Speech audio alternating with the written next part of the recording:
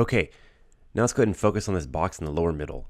This is where all the magic happens. Here's where we're going to execute a trade.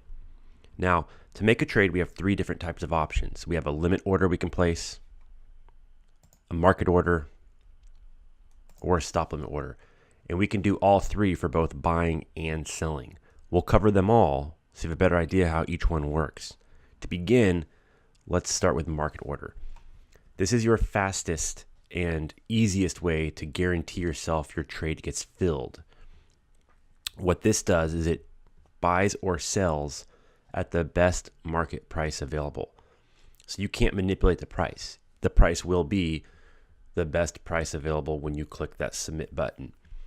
So looking at the buy side, you're going to notice you have your BTC balance. This is the amount of Bitcoin you have available at this moment in time for purchase. On the other side with sell, you're going to see how much Binance coin you're holding to sell. For both of these, with the price, you can't manipulate it, you can't change it, because once again, when you submit that trade, it's just going to execute at the best available price. Below, you can control how much you want to actually purchase. It'll tell you your max amount. If you only want to buy, say, one Binance coin, I can click 1. Or you can use one of these percentage signs at the bottom. Basically, if you click the 100%, you're going to use your full Bitcoin balance available for this purchase. You can use half your Bitcoin balance, whatever the case is. For this example, we'll go ahead and use our entire balance, and we will make a purchase and buy ourselves some Binance coin. Now to see where this trade happened, you can go to the bottom of the web page and see your 24-hour order history. Once your transaction is completed, you can check your balance by hitting funds and then check in the balances box. And here you'll see all your available balances of all the different coins that you own. So that is a market order. Now, let's go back and we'll make ourselves a limit order. These work a little bit differently.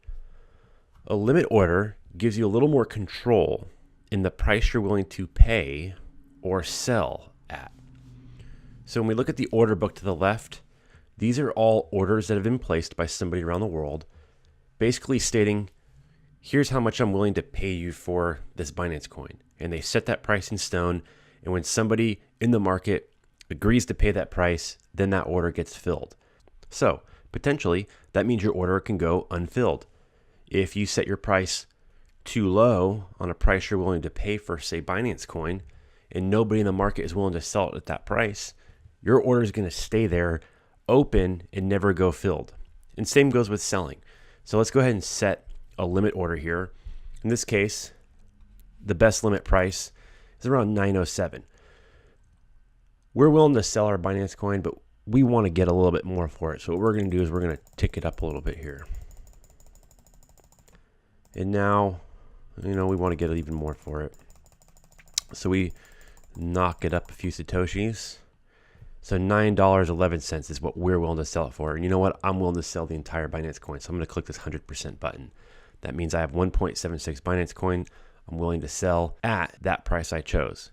So now I'm going to click sell BNB. So you'll see my trade said successful, but that doesn't mean it was filled yet. It just simply means that I placed the order.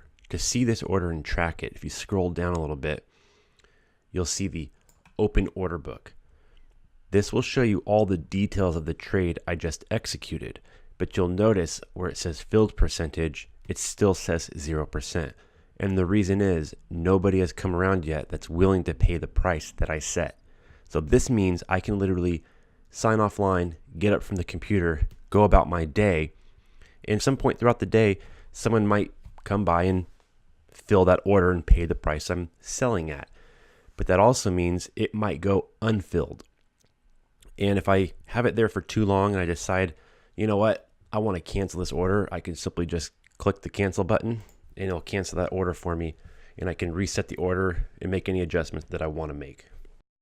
Now, let's take a look at stop limit. To start, let's see what Binance has to say. A stop limit order is an order to buy or sell a coin once the price reaches a specified price. So what that means is you basically have two price points you're going to set. You'll notice the stop price and the limit price. The stop price virtually works as a trigger point. that when that price is reached, it will then execute a limit order trade for you. And you'll predetermine that limit order price at the same time you set your stop limit trigger price point. The limit order, once in effect, will function and work just like any other standard limit order would, and will only get filled once your set price is reached. To track this order, you can go to your Orders tab and look at your open order history.